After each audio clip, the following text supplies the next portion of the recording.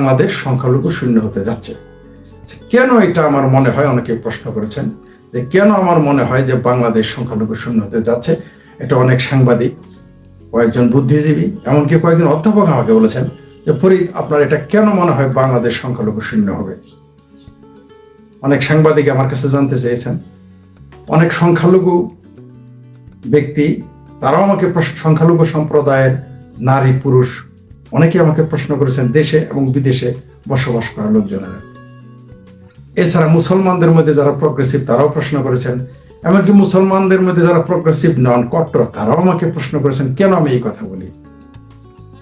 এমনকি বাংলাদেশের বিশেষ বিশেষ চাকরি করা ব্যক্তিগুলো আমার কাছে এটার ব্যাখ্যা চেয়েছেন, বিতর্কের কারণে তারা জানতে চেয়েছেন। আমি আমার চ্যানেলে সেগুলো পরিষ্কার করতে চাচ্ছি যতটুকু সম্ভব। প্রথমত, 47-48 সালে বাংলাদেশ, তখন এটার নাম পূর্ববঙ্গ বা পূর্ব পাকিস্তান, সেখানে 34% আবারও 34% সংখ্যালঘু ছিল। সেটা নামতে নামতে কততে এসেছে এই 54 বছরে 55 বছরে? সেটা কারো কারো মতো 6%, কারো কারো মতো 8%, কারো কারো মতো 4%। অর্থাৎ কোন অবস্থাতে আপনি 8%-এর উপরে নিতে পারবেন না। তাহলে 54 বছরে কত পার্সেন্ট কমে গেছে? 34 থেকে আপনি 8 বাদ দেন কত? আমি অঙ্কে দুর্বল, আর আপনারাই করে নিন। শুধু 54 থেকে 8 বাদ দিলে কত হয়? 42 হবে সম্ভবত, বা 44 হবে। এতগুলো কমে গেছে। কত পার্সেন্ট? আমি আবার বলছি, অঙ্কে আমি দুর্বল, হিসাব করতে পারতেছি না। আপনারা বলেন 34% থেকে শতকরা কত পার্সেন্ট কমেছে? 34% থেকে নেমে এসেছে ধরেন 8% সর্বোচ্চ। কত ভাগ? 3 8 24, 4 8 32, 5 8 40, 6 8 48। আচ্ছা, আমরা ধরলাম চলে যায় 6। অর্থাৎ প্রায় 5 ভাগের 4 ভাগ কমে গেছে সংখ্যালঘু বাংলাদেশ থেকে। তাহলে 54 বছরে যদি 5 ভাগের 4 ভাগ কমে যেতে পারে, তাহলে আর 1 ভাগ কমে যেতে লাগবে, আর বড় জোর 1 দশক, মানে এইভাবে যদি চলতে থাকে, অর্থাৎ সরাসরি আক্রমণ করবে না, তাড়াবে না, মারবে না, পেটাবে না, কাটবে না, মানে যা চলছে, এই যে মন্দির ভাঙা, প্রতিমা ভাঙা, ভয় দেখানো, তাদের নারীদের ধর্ষণ করা, তাদের সংখ্যালঘুদের মা, বোন, কন্যা, ভাস্তি, ভাগ্নিকে ধর্ষণ করা, তাদের জমি দখল করা, তাদের চাকরি খেয়ে দেওয়া, যে প্রক্রিয়া চলতেছে এইভাবে যদি চলতে থাকে, অর্থাৎ সাম্প্রদায়িক দাঙ্গা বলতে তো হয় না, সাম্প্রদায়িক হামলা যদি সরাসরিও না করে, তারপরেও আগামী 10 বছরে কিন্তু থাকে না কোন হিসেবে যা চলমান। তাহলে এই যে আমি বলি বাংলাদেশ সংখ্যালঘু শূন্য হতে যাচ্ছে, এটা আপনারা আমাকে কেন এর বিরোধিতা করেন? আমি এর হিডেন এজেন্ডা নিয়ে বলতেছি না, এটা ঘটতেছে এবং ঘটবে।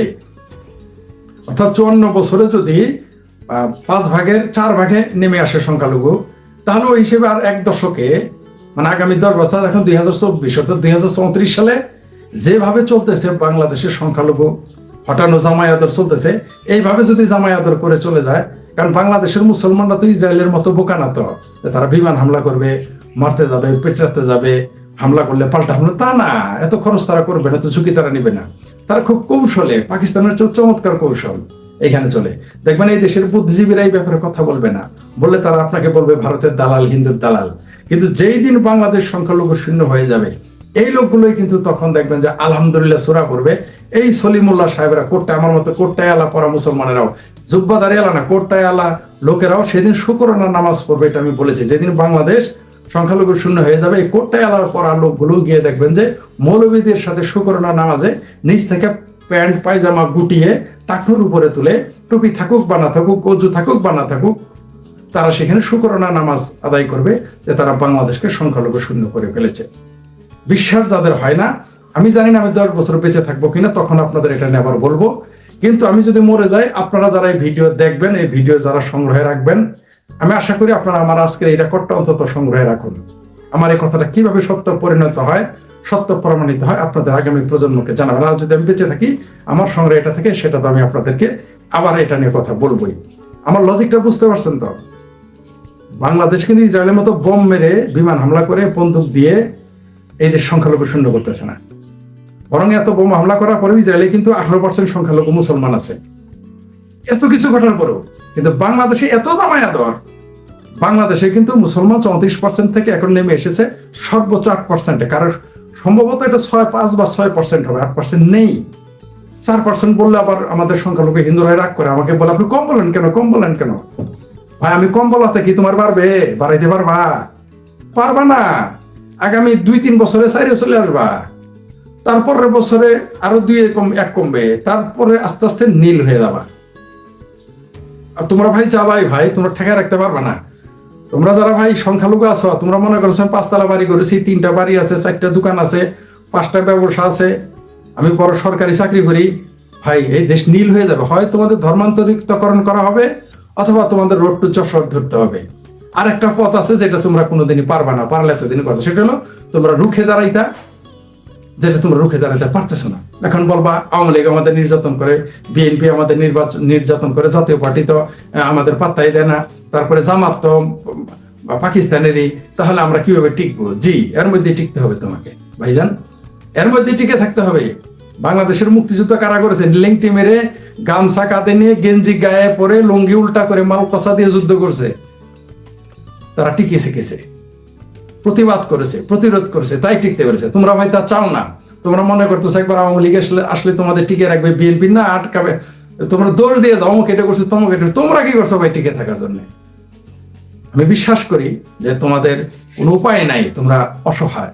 কিন্তু অসহায়েরও একটা কাজ আছে, সেটা হলো প্রতিরোধ করা। দুর্বল যদি একবার রুখে দাঁড়ায়, যত শক্তিশালী হোক, বনের হরিণও কিন্তু মাঝে মধ্যে সিংহের নাকে গুঁতো দিয়ে, বাঘের নাকে গুঁতো দিয়ে কিন্তু মেরে ফেলে। সে দুর্বল, তারপর রুখে দাঁড়ায়। আপনাকে রুখে দাঁড়াতে হবে। করণীয় কথা পরে বলতেছে। আবারও বলি, যে সাংবাদিক আমাকে প্রশ্ন করেছেন যে আমি নাকি প্রপাগান্ডা ছড়াচ্ছি, একজন চিঙ্কু বাম বলেছে আমি নাকি হয়তো প্রপাগান্ডা, ভয় ভীতি দেখাচ্ছি।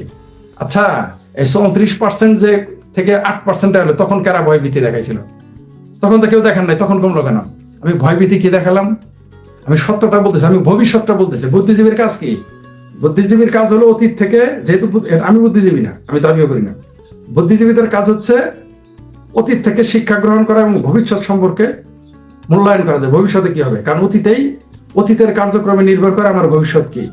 অতীতে আমি যদি স্কুল জীবনে ভালো পড়ালেখা না করি, ভালো চাকরি পাবো না, সোজা হিসাব। আমি যদি ইয়াং বয়সে ব্যবসাতে মন না দিই, আমি বুড়া বয়সে ব্যবসা থেকে কাজকর্ম করে খাইতে পারবো না, সোজা হিসাব। অতীতের কার্যক্রমের উপরে নির্ভর করে আমার ফিউচার কি, এটাই তো সত্য। তো বুদ্ধিজীবীর কাজ কি? বুদ্ধিজীবীর কাজ তো দলের চামচামি করে না, সত্য বলা।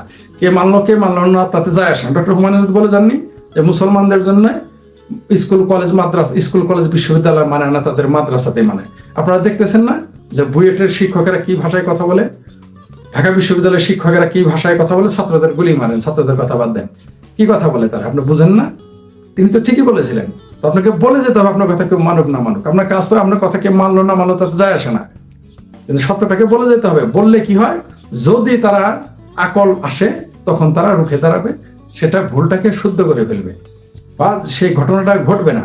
যেমন ভারত সম্পর্কে আমি একটা নেতিবাচক কমেন্টস করেছিলাম, মনে করাই দিতে চাই না এখন। এই বছর ফেব্রুয়ারি মাসে একটা ভয়ঙ্কর ঘটনা ঘটার কথা ছিল, সেটা আমি আগেই বলেছিলাম, সেটা ঘটে নাই। কারণ আগে বললে সেটা আর ঘটবে না। যারা বিজ্ঞ তারা সেটা বিরোধিতা করে টিকিয়ে রাখে। তেমনি এই কথাটা বলতেছি, আজকে সংখ্যালঘু ধরেন 6 থেকে 8% আছে, ধরে নেন 6 থেকে 8। এখনো যদি তারা তাদের প্রতিবাদ প্রতিরোধ করতো বা করে, তাহলে তারা টিকে থাকবে, নাহলে তারা শূন্য হবে। আপনি কখনোই পারবেন না।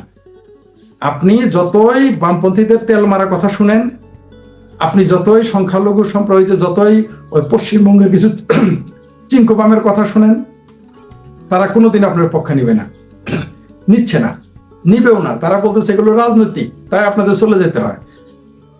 আর ভারতে যখন সংখ্যালঘু নির্যাতন হয়, সেটা হলো সাম্প্রদায়িক, বাংলাদেশ এটা হলো রাজনৈতিক। তো এখন আওয়ামী লীগকে যে তাড়ানো হচ্ছে, এটা কি? এটাও রাজনৈতিক। তার মানে রাজনৈতিক ভাবে বিতরণ করলে সেটা সঠিক, মানে এটা তাহলে সঠিক, রাজনৈতিক ভাবে বিতরণ করা যাবে। তাদের যুক্তিতে বোঝা গেল রাজনৈতিক কারণ হলে দেশ থেকে একটা সম্প্রদায়কে তাড়িয়ে দেওয়া যাবে। আলাপ শুনছেন তো, এরা এবার মানবাধিকারের কথা বলে। আমি ওই প্রসঙ্গে যাচ্ছি না, ওটা আলাদা প্রসঙ্গ, আলাদা ভিডিও করবো। মূল প্রসঙ্গেই থাকি। সংখ্যালঘু শূন্য কেন হবে বাংলাদেশ? প্রথমত, বাংলাদেশের মানুষ হিন্দু বিদ্বেষী। দ্বিতীয় কথা, বাংলাদেশের মানুষ প্রচন্ড রকম পাকিস্তান প্রেমী। তৃতীয় কারণ হলো, বাংলাদেশের মানুষ চরমভাবে ভারত বিদ্বেষী। কেন তারা ভারত বিদ্বেষী? কারণ তারা মনে করে ভারত তাদের বাপদাদার সম্পত্তি। বাংলাদেশের মুসলমানরা মনে করে ভারত তাদের বাপদাদ সম্পত্তি ওটা দখল করা উচিত, এটা তারা বিশ্বাস করে না। এই জন্যই তারা গজওয়াতিল হিন্দ বাংলাদেশের সকল কওমি মাদ্রাসায় পড়ানো হয়। সবচেয়ে অদ্ভুত ব্যাপার, এই মাদ্রাসা সেন্টার হচ্ছে দেওবন্দ। এই মাদ্রাসাটা হচ্ছে ভারতেই, ভারতের দেওবন্দ মাদ্রাসা থেকে পড়ে এসে বাংলাদেশে বলে গজওয়াতিল হিন্দ করতে হবে, পাকিস্তানে গিয়ে বলে গজওয়াতিল হিন্দ করতে হবে। অদ্ভুত ব্যাপার, তাই না? বিস্ময়কর ব্যাপার।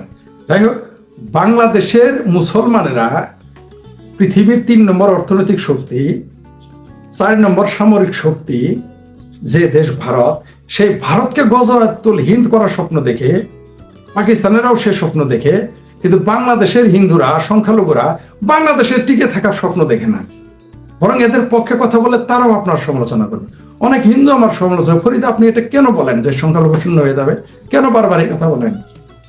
বলাটাও কি ভাই অন্যায়? যেটা ঘটতে যাচ্ছে, ঝড় আসতেছে, মনে করেন আবহাওয়া বিশারদরা কি করে, আবহাওয়া বিশ কি করে, আপনাকে ঝড়ের পূর্বাভাস দেয় যে সাইক্লোন আসতেছে, ঝড় আসতেছে, তুফান আসতেছে, বৃষ্টি আসতেছে, এগুলো আপনাকে পূর্বাভাস দেয়। আমি পূর্বাভাস দিয়েছি, দেওয়াটাকে অন্যায় হয়ে গেল, তাহলে আমাকে ক্ষমা করে দেন আপনারা। কিন্তু পূর্বাভাস যে দিয়েছি সেটা তো ঘটে যাবে ভাই। এখন আপনি যদি সতর্ক না হন, আমি কি করব? মনে করেন আপনি 100 মণ ধান আপনি